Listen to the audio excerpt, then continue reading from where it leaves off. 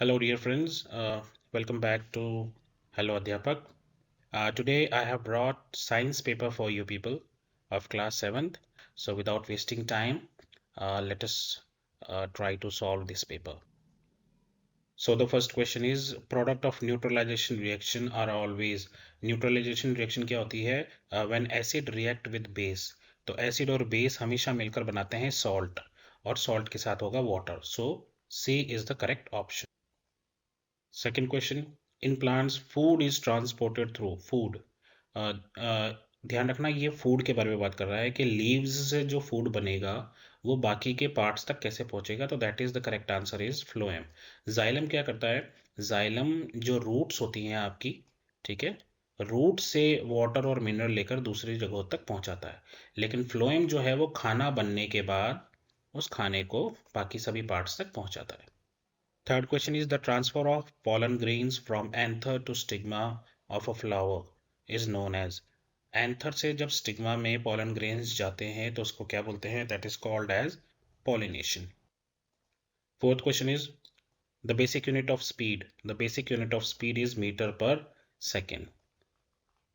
Fifth question is a simple pendulum takes 36 seconds to complete 20 oscillations. What is the time period of the pendulum?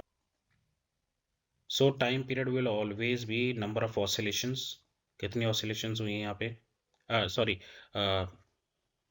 time upon number of oscillations. Time is 36 seconds, oscillations are 20. So you will reduce it both by 4. 4 9s are 36 and 4 5s are 20. और फिर जब आप 9 को divide करोगे 5 से, तो it will be 5 ones are 5 and 5 ones are 5 and 4 will be remaining. Yeah, so 0.8. So 1.8 is the correct answer. Sixth question is the safety device based on heating effect of electric current. Safety device किसको बोलते हैं? Fuse को. Seventh question is image formed by a plane mirror. Plane mirror जो image बनाता है वो virtual होती है, वो erect भी होती है और वो same size होती है object के. So the correct option is D, all the above. Eighth question is the waste water is generated in. Waste water कहाँ कहाँ जनरेट होता है? होम में भी होता है, इंडस्ट्री में भी होता है और एग्रीकल्चरल फील्ड्स में भी होता है. तो इसका भी करेक्ट आंसर है all of the above. Question 9, which of the following serves as green lungs. इनमें से किसको ग्रीन लंग्स कहा जाता है? Green pigment of a plant, forest, kitchen garden या ग्रीन हाउस गैसेस को? The correct answer is forest. 10th question, the branchy part of the tree above the stem is known as. जो tree होता है उस tree के जो ऊपर का जो हिस्सा है, ठीक है, इसको क्या बोलते हैं? तो this is actually called crown. चलिए क्वेश्चन नंबर 2 की तरफ बढ़ते हैं. क्वेश्चन नंबर 2 है give answer in one word. The micro organism which convert dead plants and animals into humus. जो ह्यूमस में बदलता है दैट इज कॉल्ड डिकम्पोजर्स. तो हम उनको क्या कहते हैं? Decomposers. Okay, second is the process of circulation or mixing of air in a liquid. तो इसको हम कहते हैं एरेशन, है ना? एरेशन कहा जाता है इसको. Okay. Then third is the solid waste extracted in sewage treatment. Sewage treatment में जो solid बच जाता है, जो waste है, उसको हम क्या बोलते हैं? That is called sludge. SLUDGE. Okay. Sludge. Fourth is an image that can be obtained on screen. अगर किसी इमेज को आप स्क्रीन पर ला सकते हो, देख सकते हो, then that image is always a real image. Fifth is a current carrying coil of an insulated wire wrapped around a piece of iron. आपने ऐसे कोई आयरन का पीस रखा है और फिर आप उसके चारों तरफ जो है कॉइल ऐसे तरीके से लगाओगे, तो what it is called? It is called as electromagnet. क्या बोलते हैं इसको? इलेक्ट्रोमैग्नेट.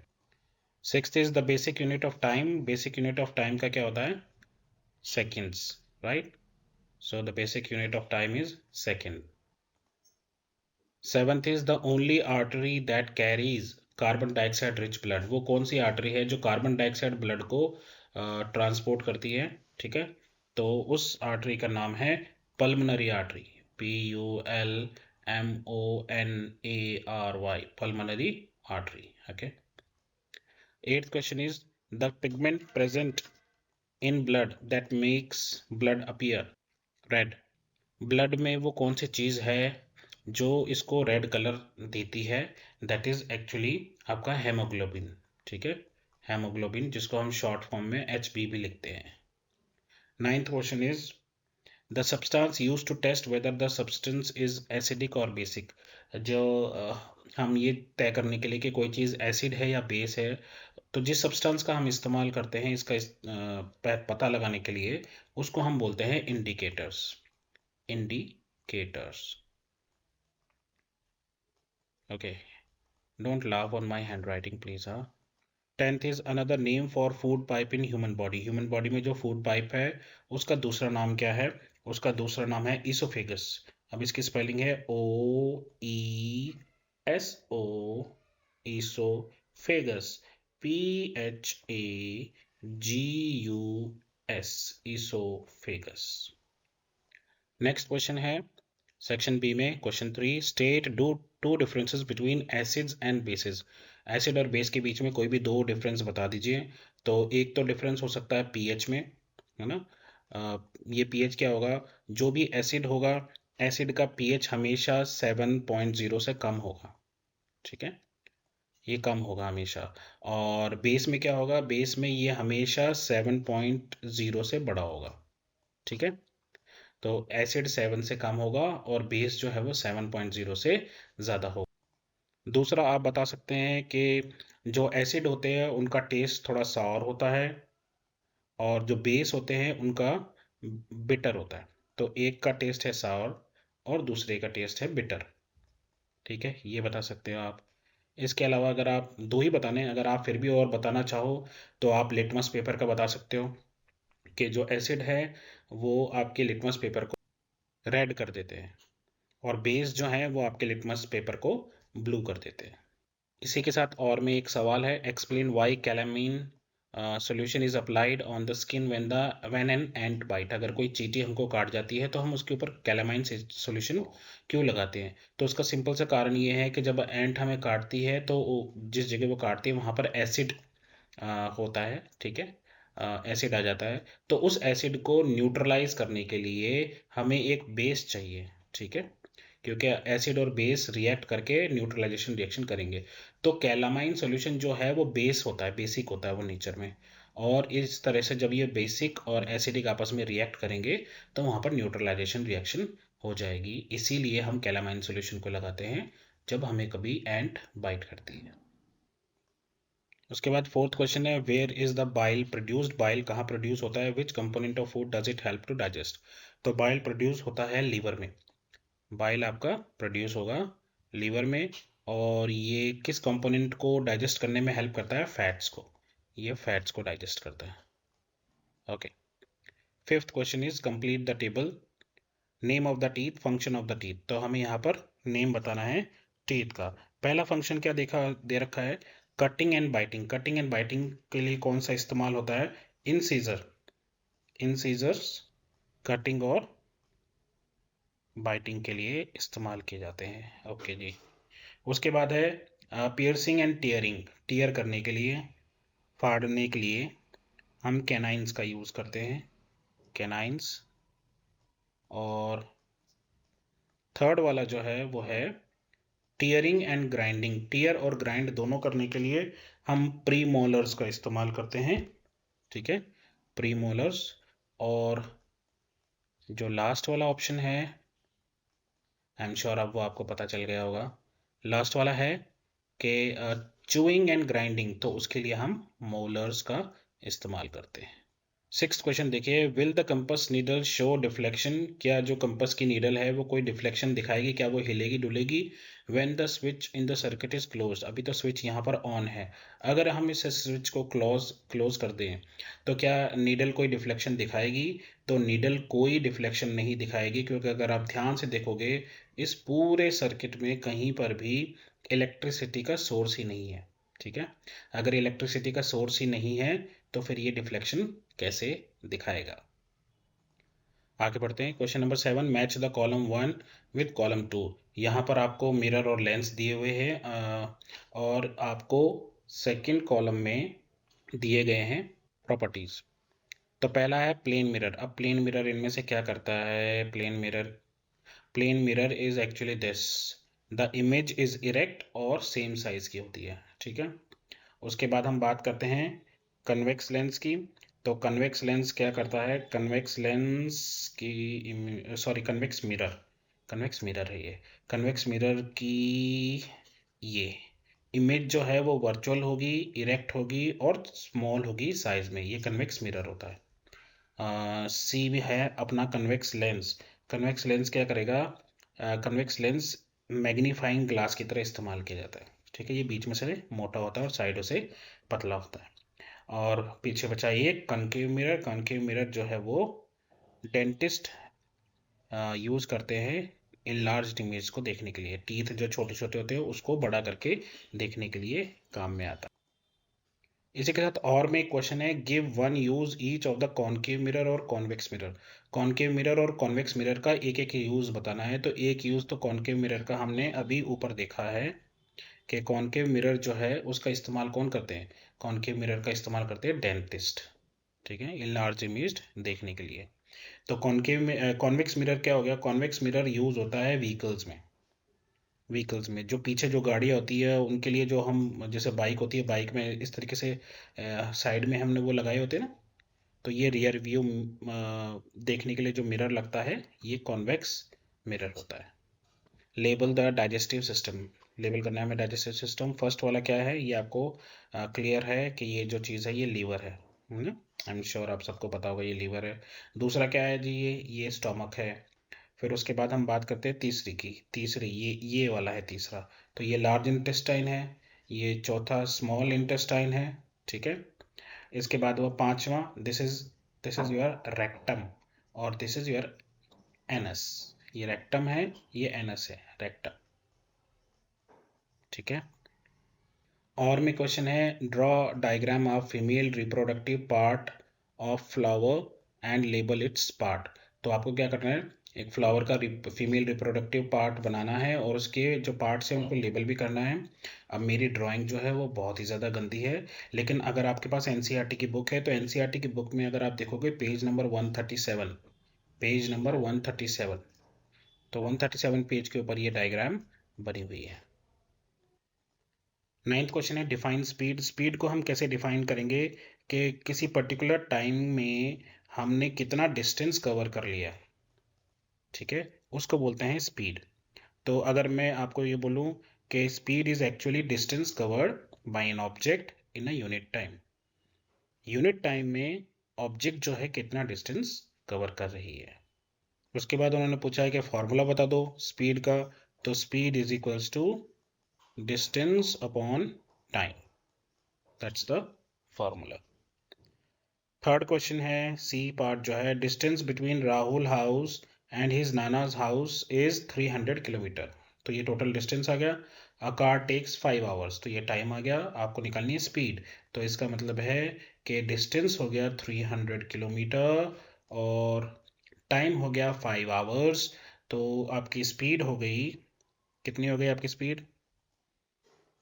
5 1 5, 5 6 30 और ये 0, that means 60 kilometre per hour की स्पीड हो गई। और में जो क्वेश्चन है उसको भी देख लेते हैं। ए पार्ट कह रहा है, what do you understand by the term uniform motion. अब यूनिफॉर्म मोशन क्या होता है? अगर कोई ऑब्जेक्ट जो है वो एक स्ट्रेट लाइन में चलती जा रही है और स्पीड भी कांस्टेंट होना चाहिए। ऐसा नहीं कि पहले स्पीड एकदम फास्ट भाग जाए फिर रुक के धीरे धीरे चले फिर भाग जाए, फिर ऐसे नहीं।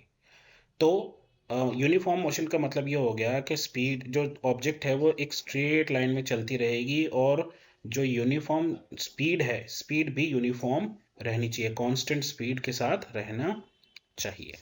बी पार्ट है, draw distance time graph for uniform motion. Uniform motion के लिए डिस्टेंस टाइम ग्राफ बनाना है।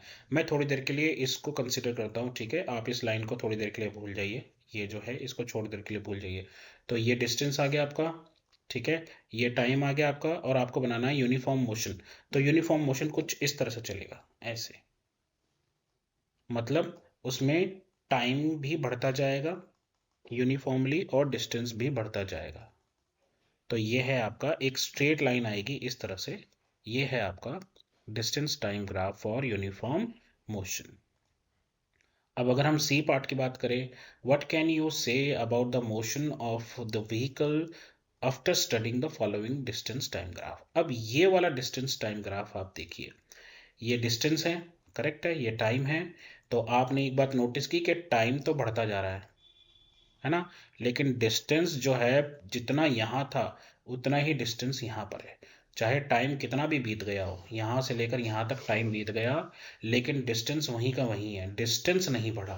तो इसका मतलब क्या हुआ? इसका मतलब ये हुआ कि जो जिस व्हीकल का ये ग्राफ है, वो व्हीकल किसी सड़क के किनारे खड़ी है, ठीक है, वो पार्क है। मतलब सड़क के किनारे जरूरी नहीं है, वो कहीं पर भी पार्क है, वो चल नहीं रही है। क्योंकि अगर चलती तो डिस्टेंस भी बढ़ता, ठीक है, चाहे यूनिफॉर्मली नहीं बढ़ता, धीरे धीरे बढ़ता, लेकिन बढ़ता तो सही। यहाँ तो डिस्टेंस बढ़ ही नहीं रहा है।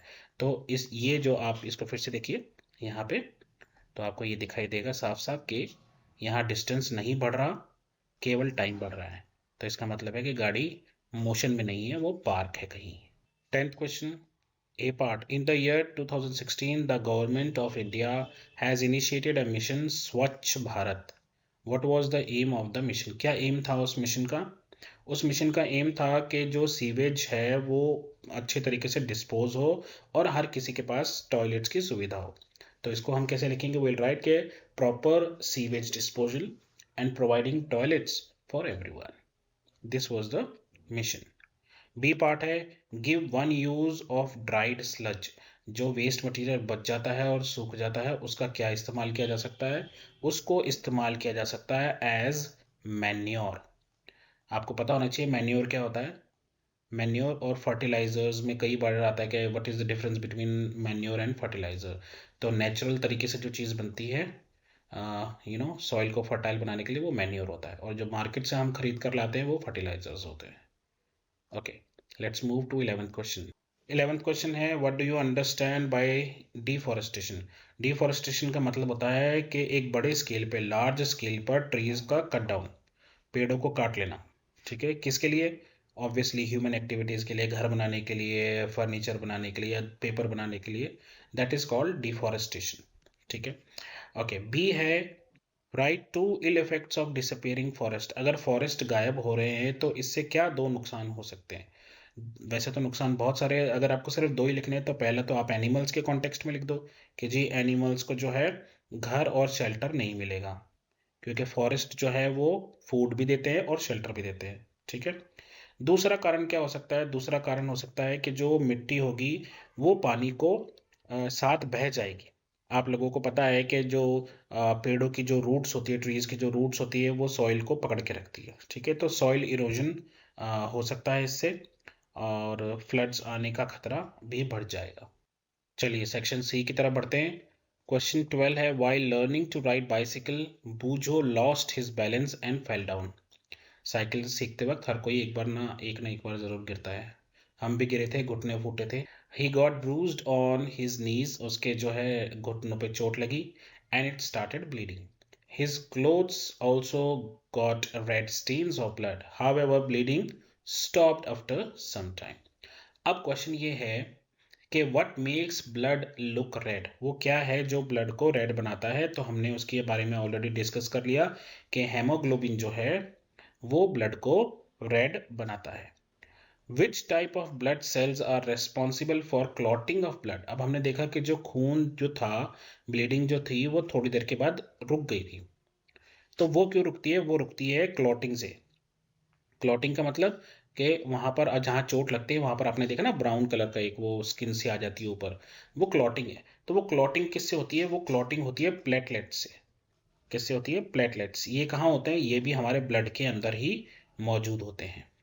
Okay, platelets. सी पार्ट को देखते हैं। सी पार्ट कह रहा है, name the component of blood that fights against disease. हमारे ब्लड में एक चीज और है जो बीमारियों से लड़ती है, और हम उसको बोलते हैं WBC। WBC का मतलब क्या होता है? White blood sales.